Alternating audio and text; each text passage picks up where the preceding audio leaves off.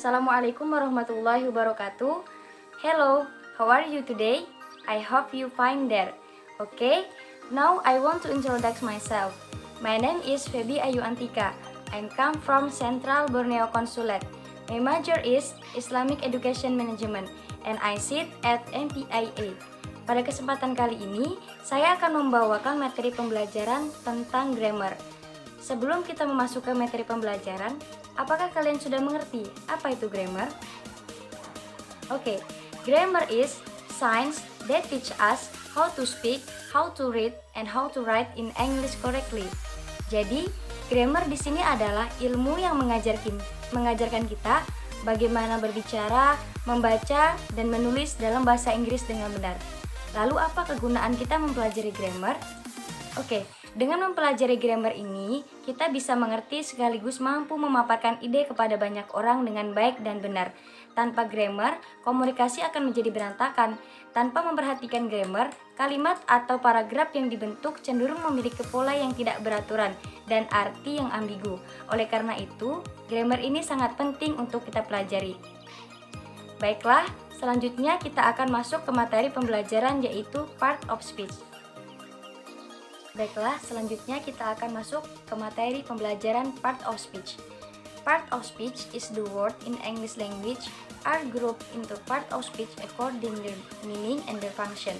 Jadi yang dimaksud dari part of speech di sini adalah kata-kata dalam bahasa Inggris yang dikelompokkan menjadi bagian-bagian tertentu menurut arti dan fungsinya. Part of speech ini sendiri dibagi menjadi 8 bagian, yaitu yang pertama, noun atau kata benda, kedua, pronoun atau kata ganti orang atau kata ganti benda, yang ketiga adalah verb, kata kerja, yang keempat adalah adjective, kata sifat, yang kelima adalah adverb, kata keterangan, yang keenam adalah preposition atau kata depan, yang ketujuh adalah conjunction, kata penghubung, dan kedelapan adalah interjection, ungkapan emosi dalam bahasa Inggris. Oke, selanjutnya kita akan mempelajari dan meneliti tentang masing-masing dari part of speech ini. Yang pertama adalah noun. Noun is word used as the name of anything, a person, an animal, an object, a place, a situation, a quality, or an idea. Jadi noun di sini digunakan sebagai nama orang, binatang, benda, tempat, situasi, kualitas, ataupun ide. Dan dalam sebuah kalimat, kata benda atau noun ini memiliki kedudukan atau posisi sebagai subjek maupun objek. Example, book, table, bag, chair, air, and etc. Your book is on the table. Buku Anda ada di atas meja. I borrow your bag. Saya meminjam tas Anda. Jakarta is the capital of Indonesia. Jakarta adalah ibu kota Indonesia. And last, the teacher will be happy with your kindness. Jadi yang dimaksud dalam noun pada kalimat tersebut adalah book, bag, Jakarta, dan kindness. Book menerangkan kata benda, Jakarta menerangkan kata tempat, dan kindness menerangkan keadaan seseorang. Noun terbagi menjadi 7 jenis, yaitu yang pertama adalah countable noun, yang kedua adalah uncountable noun, yang ketiga adalah proper noun, yang keempat adalah common noun, yang kelima adalah abstract noun, yang keenam adalah concrete noun, dan yang terakhir adalah collective noun. Yang pertama, countable, yang dapat dihitung. Noun ini adalah kata benda yang dapat dihitung seperti book, chair, phone, bottle, dan lain sebagainya. Yang kedua adalah uncountable noun, yang merupakan kebalikan dari countable noun. Noun jenis ini tidak dapat dihitung jumlahnya, atau benda-benda yang berjumlah sangat banyak sehingga tidak dapat dihitung. Contohnya seperti rice, nasi, milk, susu, salt, garam, dan lain sebagainya. Yang selanjutnya adalah proper noun. Proper noun merupakan noun yang berwujud nama atau julukan, sehingga huruf depannya berkapital. Proper noun ini disebut juga sebagai noun yang spesifik merujuk pada penamaan suatu benda, julukan, maupun nama orang. Contohnya seperti Indonesia, England, Sahara, Simone, dan lain sebagainya. Yang selanjutnya adalah common noun. Common noun ini kebalikan dari proper noun. Common noun merupakan noun yang bersifat umum, sehingga huruf depannya tidak berkapital. Contohnya seperti country, city, mount, dan lain sebagainya. Yang selanjutnya adalah abstract noun. Abstract noun sesuai dengan namanya, noun ini menyatakan hal-hal yang bersifat abstrak, seperti ide, konsep, keadaan, perasaan, dan lain sebagainya. Contohnya seperti time, imagination, ide, dan lain sebagainya. Kemudian, concrete noun. Noun ini merupakan suatu yang berwujud nyata dan kata tersebut merupakan material. Contohnya seperti cheese, keju, coklat, table, hat, dan lain sebagainya. Dan yang terakhir adalah collective noun, yang merupakan kata benda atau noun yang bersifat kolektif, atau kumpulan, atau nama kelompok, atau rujukan pada sekelompok hewan, orang, maupun benda. Contohnya seperti couple, staff, family, dan lain sebagainya. Yang kedua adalah pronouns. Pronouns is word used as a subtitle for a noun. Jadi, pronoun ini adalah kata yang digunakan sebagai pengganti kata benda. Contohnya, I, you, she, he, this, those. Example, I bought you some snack. It is on the table. My friend Arya is a doctor. He lives in Kalimantan. Snack dan Arya dalam kata pertama digantikan penyebutnya dengan it dan he pada kalimat berikutnya, sehingga keduanya disebut sebagai pronoun. Jadi tidak perlu mengulang nama barang atau nama orang seperti mengulang nama snack pada kalimat berikutnya ataupun menuliskan nama Arya pada kalimat berikutnya. Jadi pronoun ini digunakan untuk menghindari banyaknya pengulangan noun dalam kalimat. Yang selanjutnya adalah verb. Verb is word that tells of an action or state of being in the time of when it is. Jadi verb atau kata kerja ini merupakan sebuah kata yang menceritakan tentang suatu tindakan atau keadaan dan waktu ketika itu. Verb ini biasa digunakan sebagai tindakan dari subjek. Dan sebagaimana yang kita ketahui, bahwa subjek adalah yang mengerjakan sesuatu dan objek adalah yang dikenai sesuatu. Contoh dari kalimat verb ini, kata verb ini seperti walk, hit, walk, touch, study, write, and etc. Example, Alfian study grammar. Alfian belajar grammar. We are walking to the school. Kita berjalan ke sekolah. I hit you with that spoon. Saya memukulmu dengan sendok. Jadi kalimat study, walking, dan hit dalam contoh tersebut merupakan kata verb atau kata kerja. Yang selanjutnya adalah adjective. Adjective is word that qualifies a noun or pronoun by describing it. Jadi adjective adalah kata yang memenuhi syarat kata benda atau kata ganti dengan menggambarkannya. Adjektif ini berfungsi untuk menjelaskan, menggambarkan, atau membatasi kata ganti pronoun atau kata benda noun yang masih general. Oke, ketika seseorang menyebutkan chair atau mobil, kita belum tahu seperti apa mobil yang dimaksud karena masih terlalu umum. Namun, dengan menambahkan adjektif seperti fancy, black, dan sport, maka mobil menjadi lebih spesifik dan mudah dikenali. Dalam hal ini, semakin banyak adjektif yang disematkan, semakin spesifik noun yang dimaksud. Adjektif dipakai untuk memberikan batasan terhadap noun atau pronoun yang masih umum. Contoh dari kata adjektif ini seperti Larissa is beautiful girl. Larissa adalah anak perempuan yang cantik. I can buy an expensive chair. Saya tidak bisa membeli mobil yang mahal. Dan yang terakhir, Harun is a diligent boy. Harun adalah anak lelaki yang pandai. Yang selanjutnya adalah adverb. Adverb is word that modifies or describes a verb, an adjective, or another adverb. Jadi, adverb ini merupakan kata yang memodifikasi atau menjelaskan kata kerja, kata sifat, atau kata keterangan lainnya. Nah, adverb ini dibagi lagi menjadi beberapa, yaitu yang pertama, adverb of time, yaitu kata bantu yang digunakan untuk memberikan info tambahan mengenai waktu, seperti now, sekarang, yesterday, kemarin, late, soon, the day after afternoon, dan lain-lain. Yang kedua adalah adverb of place, yaitu kata bantu yang memberikan tambahan info tentang suatu lokasi, letak, atau tempat.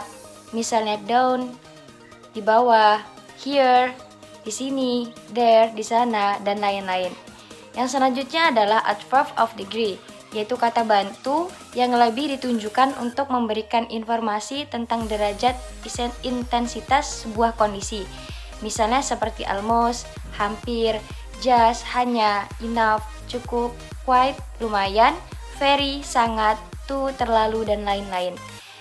Yang selanjutnya adalah adverb of manner, yaitu kata bantu untuk memberikan tambahan informasi tentang kondisi atau bagaimana sebuah peristiwa terjadi. Misal, carefully, softly, quickly, dan lain-lain. Dan yang terakhir adalah adverb of frequency, yaitu kata bantu yang digunakan untuk menginformasikan mengenai derajat keseringan seseorang dalam melakukan sesuatu. Seperti contohnya, always, selalu, usually, biasanya, normally, biasanya, often, sering, sometimes, kadang-kadang, dan lain-lain.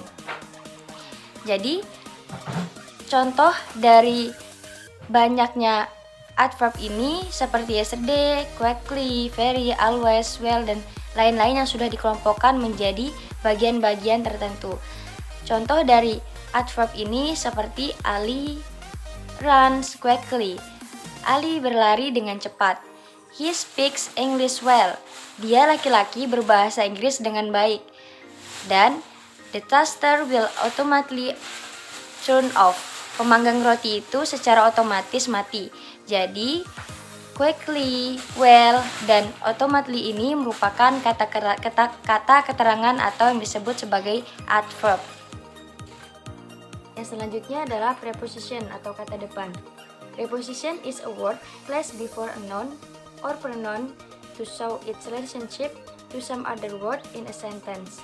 Jadi preposition ini adalah kata yang ditempatkan sebelum kata benda atau kata ganti untuk menunjukkan hubungannya dengan beberapa kata yang lain dalam sebuah kalimat. Example, in, with, on, at, by, of, for, beside, after, and etc. I put the book on the table. Saya menaruh buku di atas meja. After swimming, I feel cold. Setelah berenang, saya merasa dingin. I cut meat with knife. Saya memotong daging menggunakan pisau. Jadi kata on, after, with dalam contoh tersebut merupakan preposition. Preposition ini dibagi menjadi 6 jenis. Yang pertama adalah preposition of time, yaitu kata depan yang digunakan sebagai petunjuk waktu. Keterangan waktu ditampilkan dalam hubungan preposition dengan objek yang mengikutinya. Contohnya after, during, until, before, dan lain sebagainya. Yang kedua adalah preposition of place. Preposition of place, kata depan yang digunakan untuk menunjukkan tempat atau posisi. Contohnya in, on, at, under, dan lain sebagainya.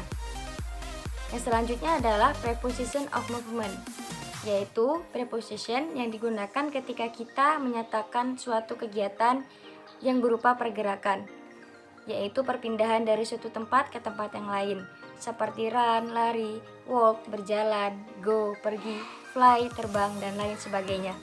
Selanjutnya adalah preposition of manner, yaitu sebuah kata yang menunjukkan bagaimana cara antara objek dengan kata-kata yang lainnya dalam suatu kalimat. Contohnya without, like, by, dan lain sebagainya. Yang selanjutnya adalah preposition of purpose, yang menunjukkan hubungan tujuan antara kata benda atau kata ganti benda dengan kata yang lain dalam sebuah kalimat. Contohnya seperti for. Dan yang terakhir adalah preposition of maturity or quality, yang merupakan kata depan yang menunjukkan relasi antara kualitas atau ukuran antara objek dan kata-kata yang lain dalam sebuah kalimat. Yang selanjutnya adalah conjunction. Conjunction is word used to connect one word, other word, or one sentence to other sentence. Jadi conjunction adalah kata yang digunakan untuk menghubungkan satu kata dengan kata yang lainnya atau satu kalimat dengan kalimat yang lainnya. Example, and, but, although, because, and etc. I like the motorcycle, but I don't have enough money to buy it. Saya suka dengan sepeda motor, tetapi saya belum cukup uang untuk membelinya. He has breakfast before he goes to school. Dia sarapan sebelum dia pergi ke sekolah. Because he was naughty, his parents punished him. Karena dia sudah nakal, orang tuanya memberikan hukuman kepadanya. Jadi, kata enough, before, because merupakan salah satu contoh dari kata penghubung atau conjunction. Nah, jenis conjunction sendiri dibagi menjadi beberapa. Ada 3 jenis conjunction, yaitu yang pertama coordinating conjunction, yaitu conjunction yang menghubungkan dua bentuk gramatikal yang sama. Contohnya and, but, yet, or, for, so, dan lain sebagainya. Dan yang kedua adalah subordinating conjunction, yaitu conjunction yang menghubungkan antara induk kalimat dengan anak kalimat. Contohnya seperti although, after, since, dan lain sebagainya. Dan yang ketiga adalah corrective conjunction, yaitu conjunction yang berpasangan. Contohnya either dan or, between dan and, from dan to, if dan then, dan lain sebagainya. Yang terakhir adalah interjection. Interjection is exclamatory word or phrase to express a sudden feeling of mind or emotion. Jadi interjection ini adalah kata seru atau frase untuk mengungkapkan perasaan tiba-tiba, pikiran atau emosi. Contohnya seperti bah, well, oops, hore, bravo, dan lain sebagainya. Bravo, you got an A+. Oh my god, protect me. Hore, we are going on holiday. Jadi kata bravo, oh, dan hore di sini termasuk interjection. Yang terakhir adalah manfaat mempelajari part of speech. Yang pertama, memahami setiap jenis kata dalam bahasa Inggris. Selain memahami jenis kata dalam bahasa Inggris, dengan mempelajari part of speech ini, kita dapat membuat kalimat berbahasa Inggris dengan baik dan benar. Yang kedua adalah kita mampu mengerti, menempatkan kata dalam kalimat yang tepat. Karena part of speech ini merupakan alternatif yang dapat kita pelajari untuk membuat sebuah kalimat yang padu atau yang benar. Yang ketiga adalah memahami dua bentuk utama dalam bahasa Inggris. Dengan mempelajari part of speech ini, kita dapat memahami dua bentuk utama dalam kalimat berbahasa Inggris. Dalam bahasa Inggris juga terdapat verbal sentence atau kalimat yang menggunakan verb, serta nominal sentence atau kalimat yang menggunakan adjective, noun, adverb, dan lain sebagainya. Dan yang keempat adalah kita mampu menguasai comprehensive language. Manfaat terakhir ini dijelaskan dari mempelajari part of speech ini, kita mampu menguasai tenses. Dan tenses atau grammar itu merupakan kunci utama untuk dapat menguasai bahasa Inggris. Baiklah, mungkin cukup sekian materi yang dapat saya sampaikan. Kurang dan lebih mohon dimaafkan. Semoga apa yang kita pelajari dapat bermanfaat untuk kita di masa depan. Syukron wal akhir, wassalamualaikum warahmatullahi wabarakatuh.